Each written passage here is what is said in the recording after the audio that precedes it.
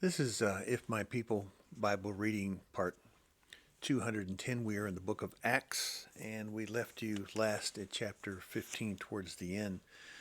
And that was another example of abstaining from food sacrificed to idols. Now, you heard this also in the book of Galatians and so forth. Paul has to continue to stay on it, and he harps on it because the scattered tribes are and have picked up some bad problems that they should stay away from. In other words, certain foods are Torah commands not to eat.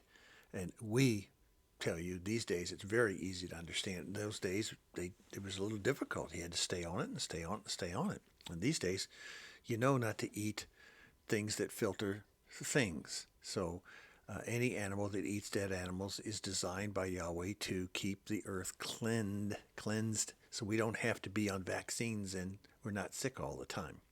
There's a reason for it. He loves you and he doesn't want you to get sick. So he says, don't eat these things. But Paul's also mentioned in here, and it's given by Yahweh to him, that don't eat food sacrificed to idols. Why? Because it's evil? No, it gives the impression to others if you do, they have problem with their faith. So you don't want your brother and sister to trip in their faith. So don't do things that, even though it means nothing, because there's no such things as false gods. And people are giving animals to false gods in sacrifice, and then they're selling it on the meat market to make some money besides supposedly giving to their false gods. And there's nothing to it. It's nothing. But Paul is all about caring for others, not himself. It's all about others, not himself. This is the repeat through Acts. It kind of reminds you it's not about you. It's not about, you hear this a lot in church. Well, my personal Savior, I have a personal salvation. No, you don't. Where'd that come from? The salvation is all of us. The Exodus, the first Exodus, was in a group of individuals, all 12 tribes. And by the way, all those grafted in. There was some Egyptians and Westerners, Western peoples mixed into that group. It wasn't just all people, it wasn't Jews, it was Israel, all 12 tribes. Plus grafted in then, and it will be the same exact situation in the future. It will be all the 12 tribes and all those grafted in. And Yahweh doesn't want this time to end the way it did the first time, where everyone died. Everyone died. That was at a certain age. And only the youth made it into the promised land. But Yeshua says this: if you want to enter into his kingdom, you have to come in as a child. You see where he's going with that? You have to come in with the mind of the youth. So the mind of the youth in Exodus, because as they went through the first Exodus, for years and years, through the 40 years, did they continually go through circumcision and all these other things? No, they did not. They did a number of things. They just stopped doing them. But then when they went to the promised land, all of a sudden becomes important again, as Joshua brings up. So having done that, let's get into the book, continue on, and we hit Torah. It's chapter 16, verse 31. 16:31. They replied, believe in Master Yeshua and you will be saved, you and your household. You believe in Yeshua. If you believe in Yeshua, you believe in his word. If you believe in his word, you believe in Torah. If you believe in Torah, you believe just what the Torah just said. It is Torah. The Ten Commandments. The royal Torah, which we call the things that were given before Moses wrote them all down. The things that all the patriarchs followed without having been written down for them. They did it. It was in their DNA from the very beginning. It was in Adam's DNA. It was in Eve's DNA. And when they passed their seed onto the world, people that might be called beastly today, but they were humans, through the line of who? Cain. But did Cain have at least, some people argue, well, he had Adam and Eve, and he sinned on his own. Well, that's fine. I don't have a problem with that. I see that when Hasatan beguiled Eve, and in my opinion also beguiled Adam, sexual perversion, because Sodom and Gomorrah gives you an example of that. It wasn't just the women's fault; it was Adam's too. But the seed of in Eve when she bore children, whether that was just Adam or there was a little bit of something else going on, the seed of Yahweh, half of the DNA in Cain was from the mother. That's important. If all evil out there creates and procreates all evil, Yahweh has nothing to do with him. Why should he? He has nothing to do with him. He didn't create him. Hasatan did. Hasatan cannot create life. He can only alter it and screw it up. And that's exactly what's going on today with Big Pharmacia, and the governments and everything is just totally imploding right now because he's having his heyday. After all, he is the prince of this earth too. He's the ruler of this earth. That's why there was a Garden of Eden, not a Earth Eden.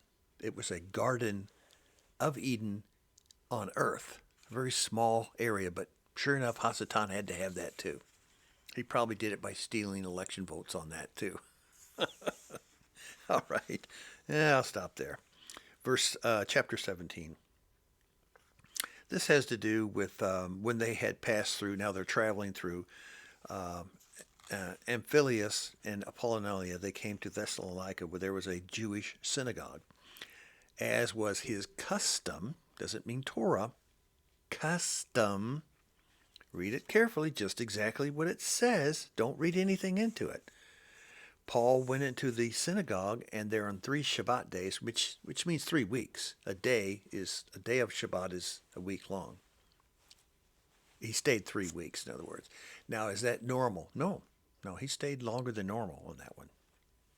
Some of the Jews, verse 4, were persuaded and joined Paul and Silas, as did a large number of Elohim Greeks and not a few prominent women. A lot of people listened to what Paul said, and they proclaimed that Yeshua is the Messiah. Wow. And there were a lot. There were enough to set the Jews.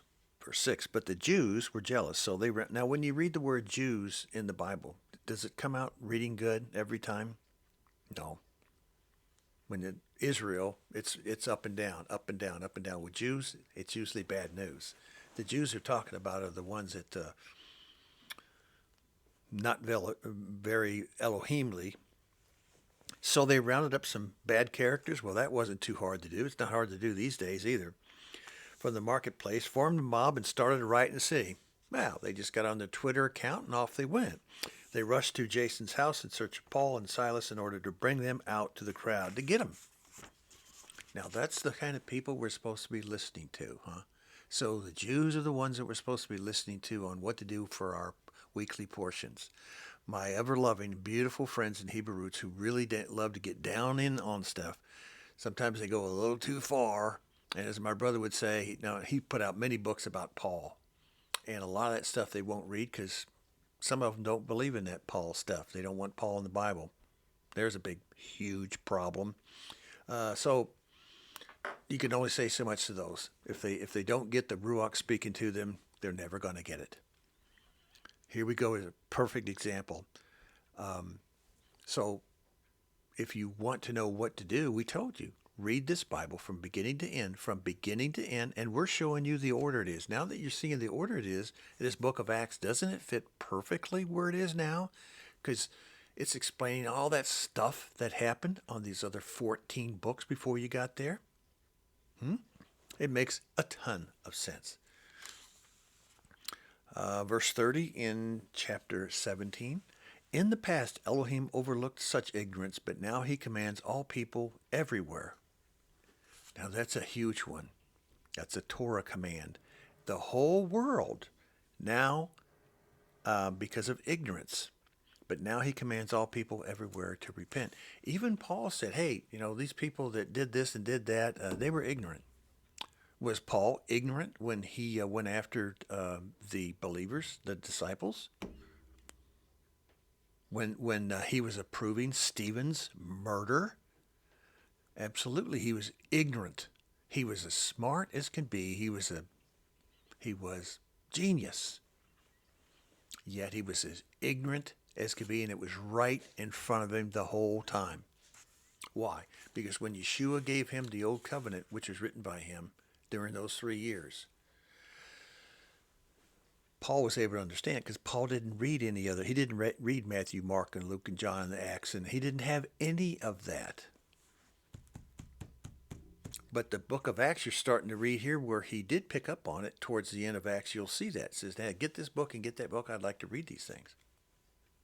So he was picking up a few of the books, but he was able to understand Yeshua from the old covenant. He was concealed, and now he's revealed. I think that's the first time I've said it in this Bible series, concealed and revealed.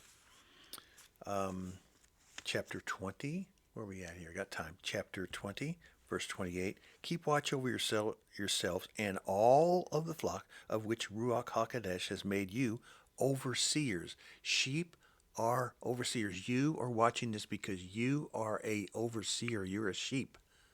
You may be a sheep, but now you're into shepherd.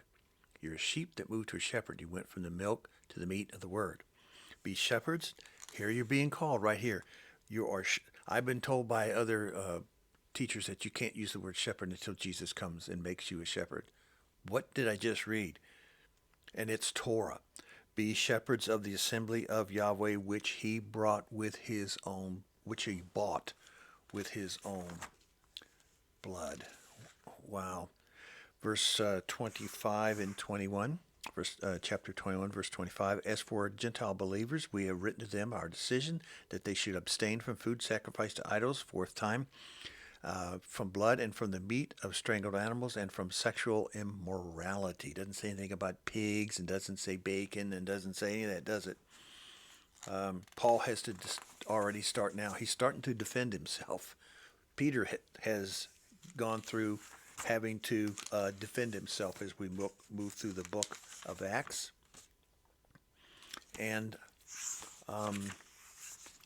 there's a thing I wanted to get you. Where we at 12 minutes. Let's go to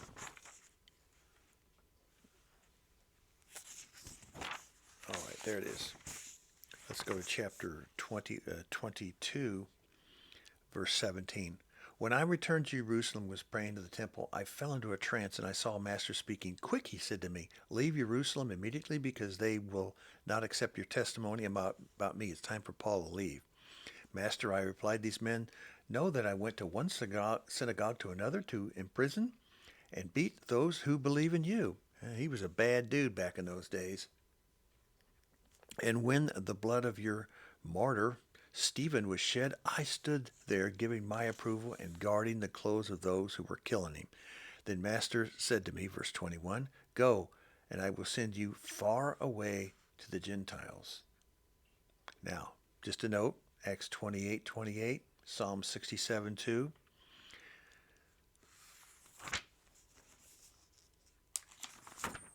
There's that comment about going far, far away. Well, so that meant Rome. I was told, and I grew up, that it meant Rome.